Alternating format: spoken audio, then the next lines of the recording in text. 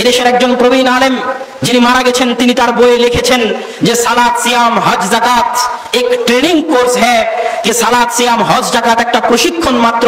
কিসের জন্য প্রশিক্ষণ? রাষ্ট্র ক্ষমতা দখল করার জন্য প্রশিক্ষণ। সালাত, সিয়াম, হজ, যাকাত আমি কেন পালন করতেছি? যেন রাষ্ট্র ক্ষমতা দখল করতে পারি, জান্নাতে যাওয়ার জন্য নয়, এটা তারা বিশ্বাস করে। এই বিষয়ে গুরুত্বপূর্ণ আলোচনা আমাদের থাকবে এবং করতে হবে, করা জরুরি, কেননা এই আকীদা মানুষের মেধা, মনন, মস্তিষ্ককে নষ্ট করে দিচ্ছে। সম্মানিত উপস্থিতি, তাদের দাবি হচ্ছে আকিমুদ্দিন, একামতে দিন করো। একামতে দিন মানে হচ্ছে রাষ্ট্র ক্ষমতা দখল করা, দিন প্রতিষ্ঠা মানে রাষ্ট্র ক্ষমতা দখল করা, এটা তারা বিশ্বাস করে এবং মানে। আমি তাদের উত্তরে, তাদের জবাবে বলতে চাই, আল্লাহ সুবহানাহু ওয়া তাআলা পবিত্র কোরআন মাজিদে বহু জায়গায় বলেছেন আকিমুস সালাহ, তোমরা সালাত প্রতিষ্ঠা করো।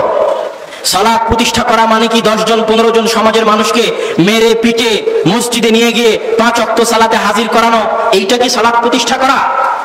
মনে করেন আমি আমার সমাজের 15-20 জন মানুষকে মেরে পিটে মসজিদে নিয়ে গেলাম, সে সূরা ফাতিহাও জানে না, সে ওযু করাও জানে না, সে কিভাবে রুকু করতে হয় তা জানে না, কিভাবে সিজদা দিতে হয় তা জানে না, তাহলে কি ইকামতে সালাত হলো? ইকামতে সালাতের উদ্দেশ্য হচ্ছে সালাতের শুরু থেকে নিয়ে শেষ পর্যন্ত রাসূলের সুন্নাত অনুযায়ী পুঙ্খানুপুঙ্খভাবে বাস্তবায়ন করা। রাসূল যেভাবে সালাত আদায় করেছেন ঠিক সেভাবে সালাত আদায় করার নাম হচ্ছে ইকামতে সালাত।